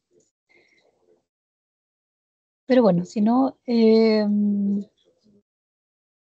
Loreta, hola, ¿cómo estás? Qué gusto leerte. Parece que no. Espero no se me corte, perdón. Muy Eli, buenos días, buenas tardes buenos al días. doctor Loreta, Mauricio, sí. María, ¿cómo están? Vesna. ¿Qué tal? Bueno, soy Loreta Durán, soy parte de la Asociación de Microbiología de acá y bacterióloga del Hospital del Niño, solo para comentar que siempre es importante lo que comentaba el doctor Mauricio, ¿no? La importancia de la epidemiología del lugar. Nosotros como pacientes pediátricos estamos viendo que nuestras salmonelas están empezando a mostrar una resistencia del tipo beta-lactamasa espectro extendido, las cuales no veíamos el año pasado. Hemos tenido 2 cepas que nos han dado doble confirmadas, ¿no? Y eso es ya para nosotros y los infectólogos pediatras nos dicen que es alarmante. En Campylobacter, el año pasado hemos tenido 2 cepas con resistencia a macrólidos justamente. Y en el caso de Pseudomonas, que es una vigilancia importante que justamente ustedes indicaban en el agua, pero nosotros estamos viendo en nuestros pacientes pequeños, tenemos carbapenemasa del tipo beta o beta-lactamasa, ¿no? Ya tenemos como 4 cepas este año. El año pasado solamente teníamos impermeabilidades y ahora tenemos carbapenemasas confirmadas. Y estamos viendo algunos casos sospechosos de SHU por Escherichia coli enterohemorrágica, que si bien en la clínica nosotros no hacemos perfil de sensibilidad para que el clínico haga un tratamiento, pero haciendo el perfil de sensibilidad de vigilancia que nos guiaron en su momento los de Argentina, estamos viendo una alta resistencia del tipo BLE, más una hiperproducción de su AMC basal, ¿no? Entonces sí es alarmante. Eso es lo que quería comentar para que vean todos que es importante manejar la epidemiología del lugar. Gracias. Muchas gracias. Muchas gracias. Tremendo comentario, buenísimo, porque nos da la perspectiva de qué está pasando en medicina humana en el contexto local. Ahora, por eso que es importante, y es lo que hablaba al principio, o en la mitad, con la pregunta que hizo Carolina, y qué es la vigilancia integrada y hacer y compartir datos en el fondo. Porque no sirve de nada que, bueno, está súper bueno que tengamos esta discusión y que Loreta comparta la información que ella tiene desde los pacientes pediátricos, eh, porque finalmente si conjuntamos los datos de los pacientes pediátricos, más los pacientes geriátricos, más los pacientes intrahospitalarios y en la comunidad, más los datos de resistencia en animales enfermos, en animales sanos, residuos de antimicrobianos en alimentos, resistencia de antimicrobianos en el ambiente. Análisis integrado nos permite hacer diagnóstico de la situación, de dónde viene, qué es lo que está pasando. En algunos países, pues yo trabajo además no solamente en Colombia y en Bolivia apoyando la FAO, también trabajo en Australia y ahí apoyo programas en Asia. Y entonces depende de los países, pero en algunos países se ha visto que la resistencia, muchas de las BLE que existen en personas vienen del agua. Y esto es el caso de Nepal y está publicado.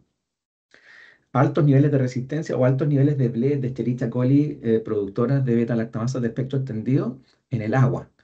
Pero cuando se hizo un análisis genético, esas BLE en el agua, esas E. coli productoras de beta-lactamasa de espectro extendido, no eran parecidas a las Escherichia coli que tenían BLE en los animales. Eran parecidas a las Escherichia coli de la gente. Y por lo tanto, ahí tiene que ver con cuál es el procesamiento de las aguas servidas en esa ciudad, en Katmandú, o en el otro valle que se hizo el análisis. Entonces, haciendo el análisis integrado, vamos a ver de dónde, más o menos qué relaciones hay y tomar medidas que pueden ser tan básicas como cómo estamos cuidando el agua. Cómo está la gente hierve el agua antes de tomarla o no. Pero en el fondo a lo que me refiero es la importancia de tener vigilancia integrada y compartir datos, compartir la información. Así que excelente comentario. Muchas gracias, Lorena. Carolina levantó la mano. Y además hay otra Sí, persona más. Sí. estoy aquí. Bueno, yo también resaltar la intervención de Loreta. Creo que ha sido convocada e invitada por Vesna.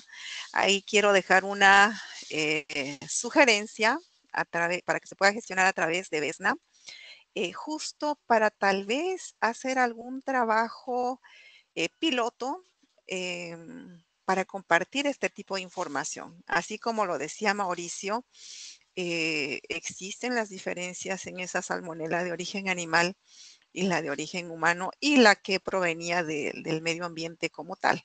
Entonces, lamentablemente, cuando hablamos de salmonela que afecta al ser humano, se tiene podríamos decirlo, la mala costumbre o la mala interpretación de aseverar directamente que esa salmonela proviene del animal, lamentablemente, ¿no?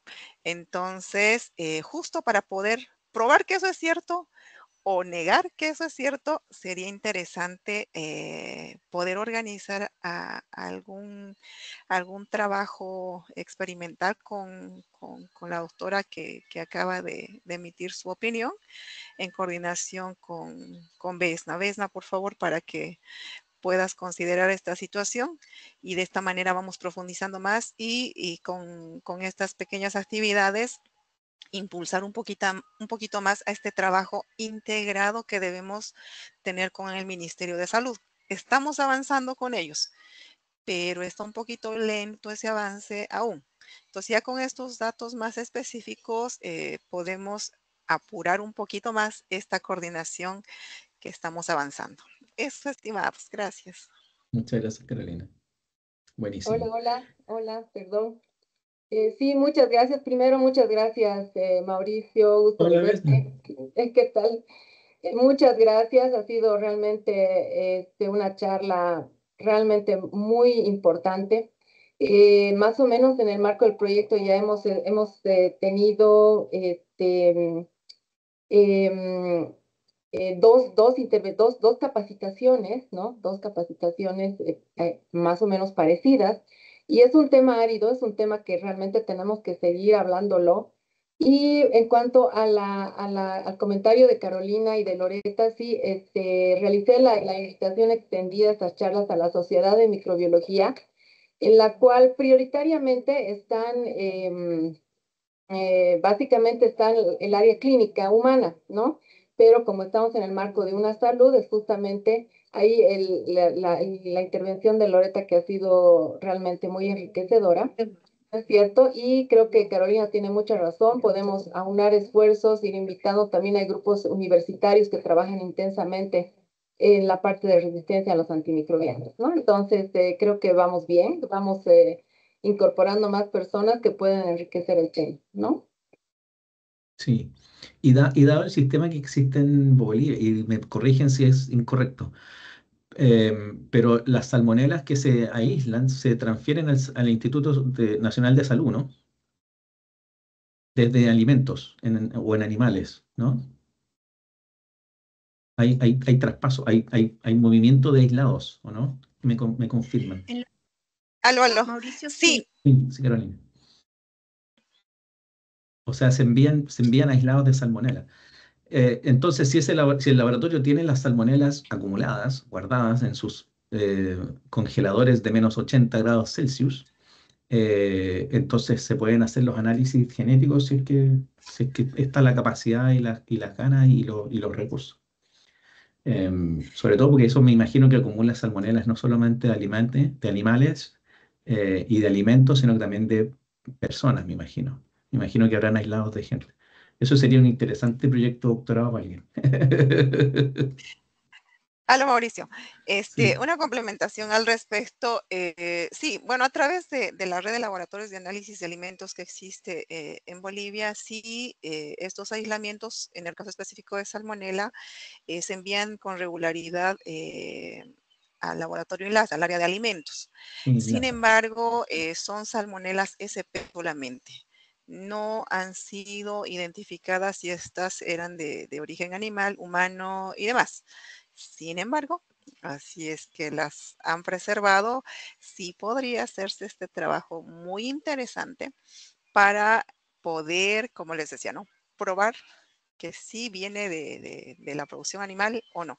Que regularmente, bueno, en algunos hallazgos que hemos tenido en cuanto a salmonela, por ejemplo, en mataderos frigoríficos, especialmente de pollo, ahí tenemos la norma boliviana que nos permite la presencia de una salmonela, pero en un muestreo N a la 5.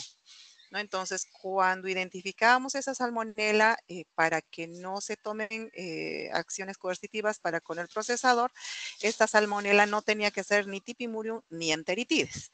Entonces, algunas veces sí hemos llegado a ese nivel de identificación a través del ILASA, pero estos muestreos no han sido frecuentes, porque esto se aplicó principalmente cuando los lotes de producción eran considerables.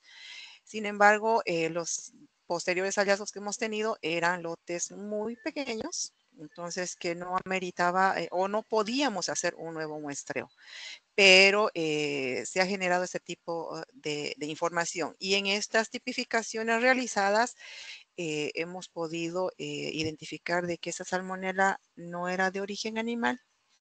Entonces, hay esos pequeños antecedentes y sí, de verdad sería importante y muy, muy bueno generar una investigación a este nivel. Sí, muy de acuerdo. Estaría bueno. Em, sí, ahora lo que no sabemos habitualmente, porque te podemos hacer análisis genético, y esto es algo que no mencioné antes, pero podemos entender las relaciones entre los organismos. Podemos entender si acaso son parecidos o tienen un ancestro común cercano y por lo tanto son probablemente una fuente parecida. Pero no sabemos, es imposible entender la direccionalidad de la transmisión. Entonces, ahora, si son pollos o, no, sé, salmonelas que vienen de aves que produjeron alimentos que están relacionados con brotes de salmonelosis en gente, y hay una cadena epidemiológica, relaciones epidemiológicas entre ellos, es altamente probable que sí sean producidas por el mismo microorganismo, las mismas variantes. Em, y en ese caso, la información epidemiológica informa la interpretación de los datos genómicos. Pero usando los datos genómicos propiamente tales en forma exclusiva y sin esa información, no nos permite saber la direccionalidad. Ahora, lo otro que iba a decir es el análisis genómico completo, del genoma completo, permite obviamente identificar el tipo de el serotipo de las salmonelas. Y por lo tanto, en este minuto, en la mayoría de los países del mundo desarrollado ya no están haciendo serotipificación tradicional como se hacía antes, sino que se hace de frentón secuenciación. En Australia, el centro de referencia de microbiología del estado, porque están divididos por estados, así un sistema federal, y salmonela que llega al laboratorio de referencia, porque están todos los laboratorios obligados a enviar las salmonelas al laboratorio de referencia, así como en Bolivia que llegan a INLASA. Salmonela que llega se secuencia, así de rutina. Eh, y por lo tanto existe Perdón, una la cantidad palabra. enorme de información. Dígame, Daisy.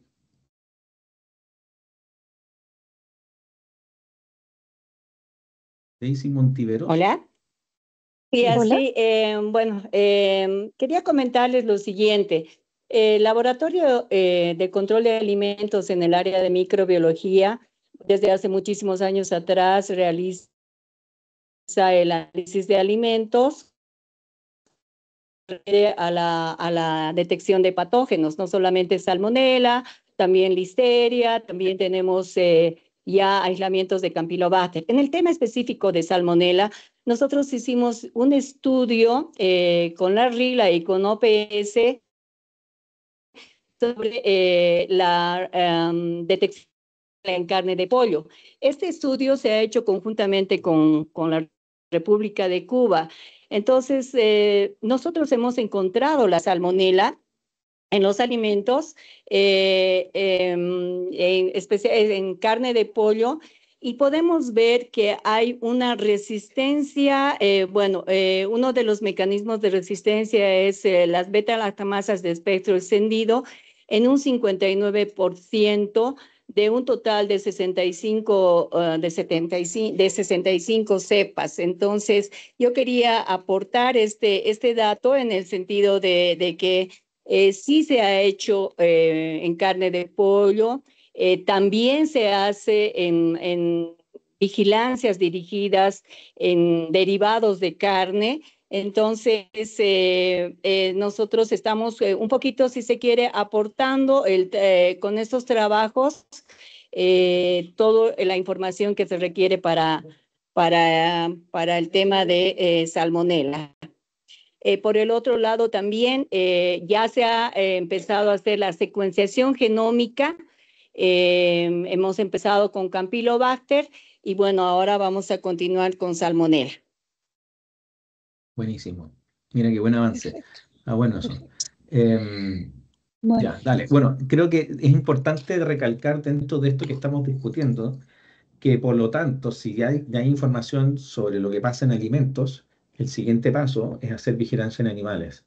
Y es lo que estamos trabajando con Bolivia para tratar de generar un plan de vigilancia de resistencia a los antimicrobianos en animales antes de que estén procesados y muertos. Entonces eso nos va a permitir tener más información en la cadena alimenticia completa para entender si acaso y se puede complementar con análisis genómico para entender cuáles son las relaciones que existen entre los organismos que se encuentran en distintas etapas de la cadena productiva. Eso. Ya. así es. Para darle un poco de contexto. Dale, Ángeles, Sí. por favor. Sí, bueno, yo lamentablemente tengo que interrumpirlos. Esta conversación creo que podría durar muchísimo tiempo y me es muy grato ver cómo se genera esto, ¿no? Que no solamente queda en una presentación, en entregar información, sino que se va generando interrogantes y necesidades, por lo que vemos. Que ya ahí Carolina ya nos está pidiendo que generemos estas instancias para compartir información o datos entre ambos sectores, tanto sector salud como sector de sanidad animal. Así que Carolina, no te preocupes que ya nos vamos a poner en marcha para eso. Pero agradecerles por la discusión. Gracias, Mauricio, por esta tremenda presentación. Despertaste sin duda el interés de muchos. Y a todos los que nos acompañan, que hoy día nuevamente fuimos muchos, más de 100 personas se unieron hoy, así que ha llegado lejos el mensaje. Eso también nos pone muy contentos. Excelente. Bueno, Así muchas que, gracias, Ángeles. no, gracias a ti. Así que nos vemos el próximo martes.